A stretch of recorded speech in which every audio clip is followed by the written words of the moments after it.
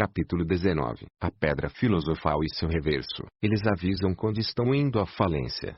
O ouro, algumas vezes, é uma variedade especial de chumbo. E agora, leitor, após o esforço hercúleo que fiz para tornar mais claras as ideias dos últimos capítulos, é minha vez de diminuir o ritmo e expressar as coisas de maneira mais técnica, ou quase isso. Portanto, o presente capítulo, um aprofundamento das ideias do anterior, será mais denso e deve ser ignorado pelo leitor esclarecido. Como detectar que o irá à falência? Examinemos o método para detectar a fragilidade, o inverso da pedra filosofal. Podemos ilustrá-lo com a história da gigantesca empresa governamental de empréstimos subvencionados chamada Fannie Mae, uma corporação que foi à bancarrota, deixando um prejuízo de centenas de bilhões de dólares, e que, infelizmente, continua aumentando para os contribuintes dos Estados Unidos. Um dia, em 2003, Alex Berenson, jornalista do New York Times, entrou em meu escritório com os relatórios secretos de risco da Fannie Mae,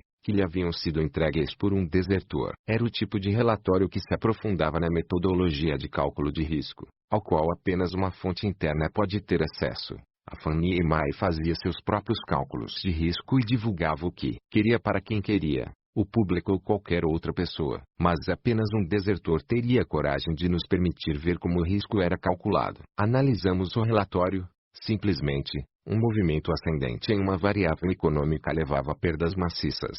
Um movimento descendente, na direção oposta, a lucros modestos. Movimentos ascendentes posteriores levavam a perdas extras ainda maiores e novos movimentos descendentes a lucros ainda menores. Era exatamente como a história da pedra na figura 9. A progressão dos danos era óbvia. Na verdade, era monstruosa. Então, percebemos de cara que o desastre era inevitável. Suas exposições eram extremamente côncavas, similares às do gráfico do trânsito na figura 14. Perdas que se aceleravam quanto maior fosse o desvio das variáveis econômicas.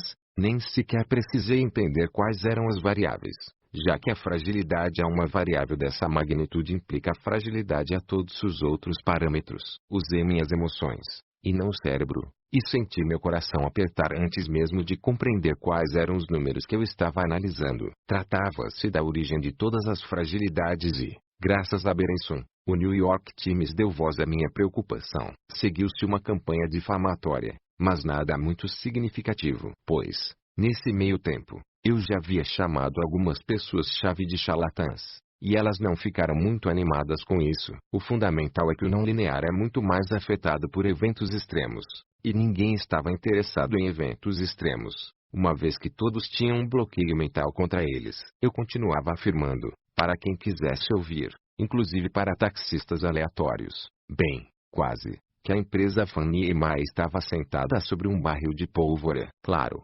explosões não acontecem todos os dias, assim como as pontes mal construídas não desabam imediatamente. E as pessoas continuavam dizendo que minha opinião estava errada e era infundada, usando algum argumento de que as ações estavam subindo, ou algo ainda mais tautológico. Também inferi que outras instituições, quase todas bancos, estavam na mesma situação. Depois de verificar instituições similares, e constatar que o problema era de ordem geral, percebi que um colapso total do sistema bancário era uma certeza. Eu estava tão convencido disso que não consegui me controlar e retornei aos mercados para me vingar dos perus. Como na cena de O Poderoso Chefão 3, justamente quando pensei que estava liquidado, eles me chamaram de volta.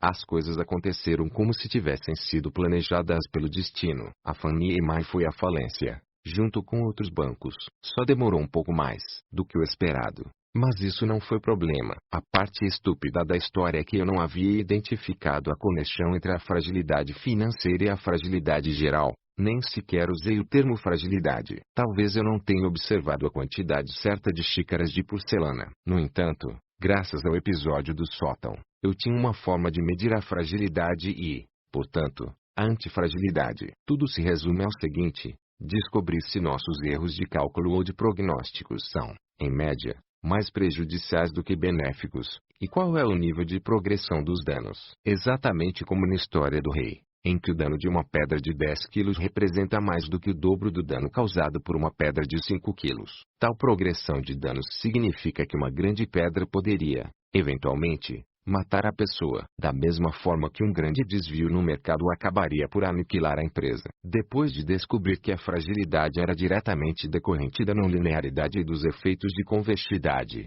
e que a convexidade era mensurável, fiquei bastante animado. A técnica de detectar a progressão do dano aplica-se a qualquer coisa que implique a tomada de decisão sobre a incerteza e o gerenciamento de riscos. Embora resultasse mais interessante na medicina e na tecnologia, a demanda imediata estava na economia. Então, sugeri que o Fundo Monetário Internacional substituísse suas medidas de risco, que eles sabiam não estarem funcionando, por uma medida de fragilidade. A maioria das pessoas envolvidas no negócio de riscos empresariais estava frustrada pelo mau, ou melhor, aleatório, desempenho de seus modelos, mas desgostava de meu ponto de vista anterior. Não usei modelo algum. Eles queriam algo, e havia uma medida de risco ali. Então, eis aqui algo para ser utilizado. A técnica, uma heurística simples chamada de heurística de detecção da fragilidade e da antifragilidade, funciona da seguinte maneira. Vamos dizer que queiramos verificar se uma cidade está superotimizada. Digamos que façamos uma medição e constatemos que, se o tráfego aumentar em 10.000 carros, o tempo de viagem aumentará em 10 minutos. Porém, se o tráfego aumentar em outros 10.000 carros, o tempo de viagem se estenderá por mais 30 minutos. Essa progressão do tempo de tráfego mostra que o trânsito é frágil, que existem carros demais, e que é necessário reduzir o tráfego até que a progressão diminua. A progressão, repito, é a concavidade aguda ou o efeito de convexidade negativo. Da mesma maneira, os déficits públicos são particularmente concavos a mudanças nas condições econômicas. Cada desvio extra, digamos, na taxa de desemprego, principalmente quando o governo está endividado, piora ainda mais os déficits. E a capacidade financeira de uma empresa não tem o mesmo efeito. É preciso pedir mais e mais dinheiro emprestado para obter o mesmo resultado. Exatamente como em um esquema Ponzi. O mesmo acontece com a capacidade operacional por parte de uma empresa frágil. Se as vendas aumentarem 10%, os lucros aumentariam menos do que diminuiriam se as vendas caíssem 10%. Essa foi, em linhas gerais, a técnica que usei intuitivamente para declarar que a empresa altamente respeitada Fannie Mae estava a caminho do cemitério. E foi fácil produzir uma regra geral a partir daí. Então, com a chancela do FMI, obtivemos essa métrica simples. Parece simples, muito simples, e, por esse motivo, a reação inicial dos especialistas foi dizer que isso era trivial. Quem disse isso claramente nunca havia detectado os riscos apresentados antes. Acadêmicos e analistas quantitativos desdenham o que conseguem compreender com muita facilidade e se sentem incomodados com o que eles mesmos não pensaram. De acordo com o maravilhoso princípio de que se deve usar a estupidez das pessoas para o próprio divertimento, convidei meu amigo Rafael Doad para colaborar na formulação dessa ideia simples, usando as derivadas matemáticas mais opacas, com teoremas incompreensíveis que levariam metade de um dia para um profissional entender. Rafael, Bruno Dupiri e eu estávamos envolvidos em um debate contínuo de quase 2 décadas sobre como tudo aquilo que gera risco, tudo, pode ser observado com muito mais rigor e clareza sob a perspectiva de um profissional do mercado de ações. Rafael e eu conseguimos provar a conexão entre a não linearidade, a repulsa à volatilidade e a fragilidade. Nitidamente, como ficou comprovado, se podemos expressar algo simples de forma complicada, com teoremas complexos, mesmo que não haja, a rigor, nenhum grande ganho com essas equações complicadas, as pessoas levam a ideia muito a sério. Só obtivemos reações positivas, e, a partir dali, começaram a nos dizer que aquela simples heurística de detecção era inteligente e eram as mesmas pessoas que a haviam considerado trivial. O único problema é que a matemática é viciante. A ideia do erro dos modelos positivo e negativo. Agora, aquilo que acredito ser minha verdadeira especialidade, o erro dos modelos. Quando eu estava no ramo das transações comerciais, costumava cometer muitos erros de execução. O sujeito compra 1.000 unidades e, no dia seguinte, descobre que, na verdade, comprou 2.000. Se o preço subir nesse período, ele obterá um lucro considerável. Caso contrário, terá uma grande perda. Então, esses erros são, a longo prazo, neutros em seus efeitos, uma vez que podem afetar o sujeito em ambos os sentidos. Eles aumentam a variância, mas não afetam muito seu negócio. Não há unilateralidade neles, e tais erros podem ser mantidos sob controle graças aos limites de tamanho, várias pequenas operações são feitas, e, assim, os erros permanecem pequenos. E, no fim do ano, normalmente, os erros são diluídos, como se diz. Mas, na presença de efeitos de convexidade negativos, não é este o caso com a maioria das coisas que construímos, e com os erros relacionados a coisas frágeis. Essa classe de erros tem um resultado de mão única, ou seja, negativo, tendendo a fazer com que os aviões pousem com atraso, e não adiantados. As guerras tendem a piorar, não a melhorar. Como vimos no caso do trânsito, as variações, agora chamadas de distúrbios, tendem a aumentar o tempo de viagem entre South Kensington e Piccadilly Circus, nunca a reduzi-lo. Algumas coisas, como o trânsito, raramente experimentam algo equivalente a distúrbios positivos. Essa unilateralidade provoca tanto uma subestimação da aleatoriedade quanto dos danos, uma vez que estamos mais expostos aos danos do que aos benefícios do erro. Se tivermos a mesma variação na fonte de aleatoriedade em ambos os sentidos a longo prazo, os danos superarão bastante os benefícios. Assim, e essa é a chave para a tríade traço, podemos classificar as coisas por três distinções simples: coisas que, a longo prazo, apreciam os distúrbios, ou os erros; coisas neutras aos distúrbios, e aquelas que não os apreciam. Até o momento, vimos que a evolução aprecia os distúrbios. Vimos que as descobertas apreciam os distúrbios. Alguns prognósticos são prejudicados pela incerteza e, assim como o tempo de viagem, faz-se necessário um freio. As empresas aéreas descobriram como fazer isso, mas não os governos, quando estimam os déficits. O método é muito genérico. Usei, inclusive, os cálculos ao estilo de Fukushima e constatei como seu cálculo de pequenas probabilidades foi frágil. Na verdade, todas as pequenas probabilidades tendem a ser muito frágeis aos erros, pois uma pequena mudança nas premissas pode fazer a probabilidade aumentar drasticamente, de 1 em 1 milhão até 1 em 100. De fato, uma subestimação 10.000 vezes inferior. Finalmente, esse método pode nos mostrar em que ponto a matemática dos modelos econômicos é uma farsa. Quais modelos são frágeis e quais não são. Basta fazer uma pequena alteração nas premissas, observar o tamanho do efeito e verificar se há progressão de tal efeito. A progressão implica, como no caso da Fannie Mae, que quem confiar no modelo sucumbirá, devido aos efeitos do tipo cisne negro. Modo facile. Uma metodologia detalhada para detectar quais resultados são fictícios na economia, juntamente com uma discussão sobre as pequenas probabilidades, é oferecida no apêndice. O que posso dizer, agora, é que grande parte do que é ensinado na economia envolvendo equações, assim como a econometria, deveria ser imediatamente abandonada, o que explica por que a economia é, de modo geral,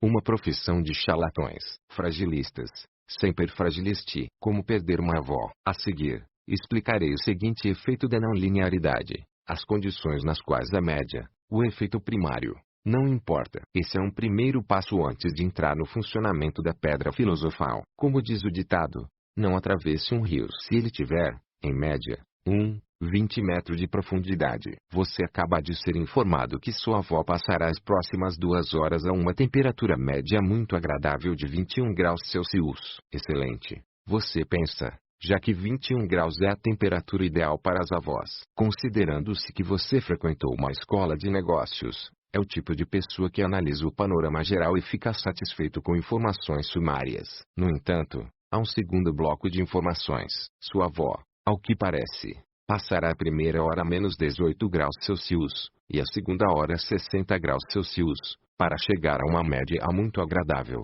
ao estilo mediterrâneo, de 21 graus. Então, ao que parece, certamente você acabará sem avó, mas com um funeral e, possivelmente, uma herança. Nitidamente, as mudanças de temperatura tornam-se mais e mais prejudiciais quanto maior for o desvio dos 21 graus. Como se pode perceber, o segundo bloco de informações, a variabilidade, acabou sendo mais importante do que o primeiro. A noção de média não tem significância alguma quando se é frágil às variações, a dispersão em possíveis resultados térmicos. Aqui, é muito mais importante. Sua avó é frágil às variações de temperatura, a volatilidade do clima. Chamemos esse segundo bloco de informações de efeito de segunda ordem, ou, mais precisamente, de efeito de convexidade. Considere, aqui, que, por mais que a noção de média possa ser uma boa simplificação, Também pode ser um leito de Procusto. A informação de que a temperatura média é de 21 graus Celsius não facilita a situação para sua avó. É informação pressionada em um leito de Procusto.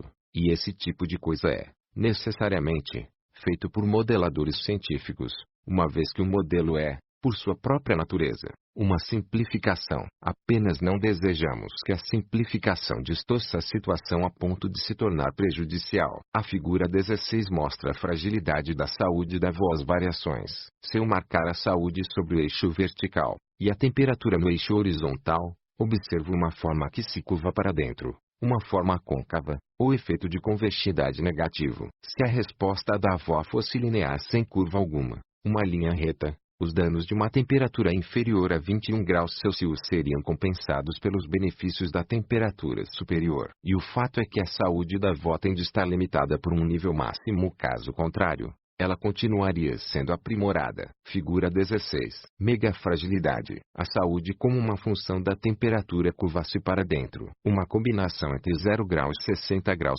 Celsius é pior para a saúde de sua avó do que apenas 21 graus. Na verdade, quase todas as combinações cuja média resulte em 21 graus são piores do que apenas 21 graus.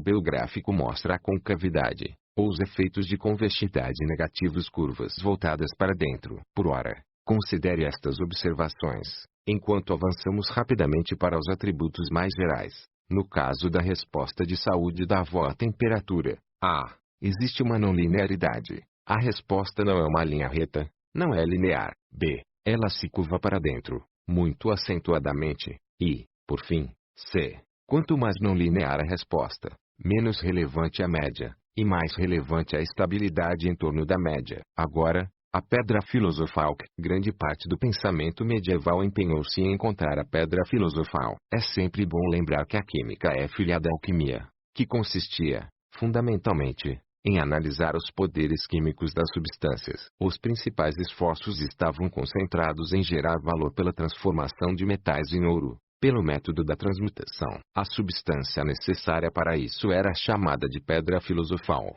lápis philosophorum. Muitas pessoas acreditaram nisso, inclusive estudiosos como Alberto Magno, Isaac Newton e Roger Bacon, além de grandes pensadores que não eram exatamente estudiosos, como Paracelso. O fato de que a transmutação tenha sido chamada de Magnus Opus, a grande maior obra, não é nada desprezível. Realmente acredito que a operação que discutirei, com base em algumas propriedades de opcionalidade, é o mais próximo possível que podemos chegar à pedra filosofal. A observação a seguir nos permitiria compreender a gravidade do problema da fusão, confundir o preço do petróleo com a geopolítica, ou confundir uma aposta rentável com um bom prognóstico, e não a convexidade dos retornos e da opcionalidade. B. Porque qualquer coisa com opcionalidade tem uma vantagem a longo prazo, e como mensurá-la? C. Uma sutil propriedade adicional, chamada de desigualdade de Jensen. Lembre-se de nosso exemplo, o trânsito, no capítulo 18, de 90 mil carros em uma hora, e, então, na hora seguinte, 110 mil carros, gerando uma média de 100 mil carros, com um resultado desastroso para o trânsito. Por outro lado, se tivermos 100 mil carros durante 2 horas, o trânsito será tranquilo, e o tempo de tráfego, curto. O número de carros é a coisa, uma variável. O tempo de tráfego é a função da coisa. O comportamento da função é tal que, como dissemos, não é a mesma coisa. Podemos ver, aqui, que a função da coisa torna-se diferente da coisa sob o efeito de não linearidades. Quanto mais não linear, mais a função da coisa divorcia-se da coisa. Se o trânsito fosse linear, não haveria diferença alguma no tempo de tráfego entre essas duas situações, de um lado, 90 mil, e, em seguida, 110 mil carros, ou, de outro, 100 mil carros. B. Quanto mais volátil a coisa, quanto mais incerteza traço, mais a função divorcia-se da coisa. Consideremos novamente o número médio de carros. A função, tempo de viagem, depende mais da volatilidade em torno da média. Tudo se complica se houver irregularidade na distribuição. Para se chegar à mesma média, é preferível ter 100 mil carros em ambos os períodos de tempo, 80 mil, e, depois, 120 mil. Seria ainda pior do que 90 mil e 110 mil. C. Se a função for convexa, antifrágil, a média da função da coisa será maior do que a função da média da coisa. E o contrário quando a função for côncava, frágil. A título de exemplo de C, uma versão mais complexa do viés, suponha que a função em questão seja a função quadrática, multiplicar um número por si mesmo. Essa é uma função convexa. Imagine um dado convencional, com 6 lados, e considere um retorno igual ao número em que ele cair. Ou seja,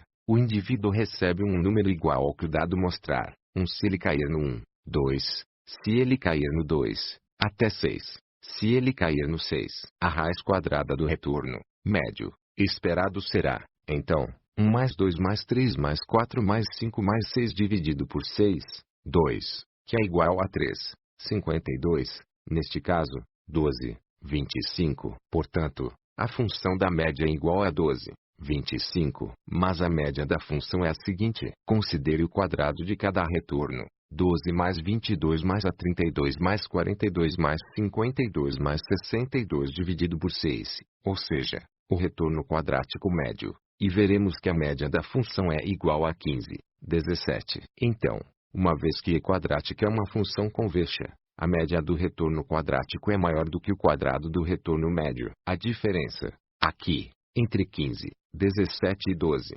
25 é o que chamo de benefício oculto da antifragilidade. No caso específico, uma margem de 24%. Existem dois vieses, um efeito de convexidade elementar, levando-nos a confundir as propriedades da média de algo, neste caso, 3, 5, com aquelas de uma função convexa de algo, neste caso, 15, 17, e o segundo efeito, mais intrincado, que é confundir a média de uma função com a função de uma média, neste caso, 15, 17 com 12, 25. O último representa a opcionalidade. Alguém que tem um retorno linear precisa estar certo mais de 50% do tempo. Alguém com um retorno convexo, muito menos do que isso. O benefício oculto da antifragilidade é que podemos fazer suposições piores do que o acaso, e, ainda assim, acabar registrando bons resultados. Aqui reside o poder da opcionalidade. Nossa função da coisa é bastante convexa,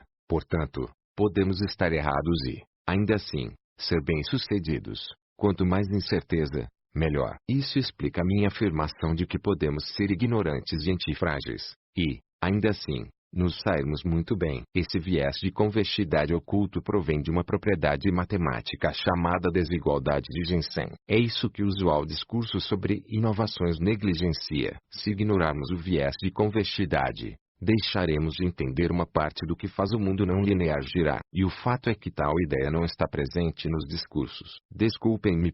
D. Como transformar o ouro em lama, a pedra filosofal ao inverso. Consideremos o mesmo exemplo anterior, utilizando como função a raiz quadrada, o exato oposto da quadrática, que é côncava, mas muito menos côncava do que a função quadrática convexa. A raiz quadrada do retorno médio esperado será, então, 1 mais 2 mais 3 mais 4, mais 5 mais 6 dividido por 6, que é igual a 3, 5. Neste caso, 1, 87. A função da média é igual a 1, 87. Mas a média da função é a seguinte. Calcule a raiz quadrada de cada retorno. 1 mais 2 mais 3 mais 4 mais 5 mais 6, e divida o resultado por 6, ou seja, a média da raiz quadrada do retorno, e veremos que a média da função é igual a 1. 80. A diferença é chamada de viés de convexidade negativo ou, se formos puristas, viés de concavidade. O dano oculto da fragilidade é que precisamos ser muitíssimo melhores do que o acaso em nosso prognóstico,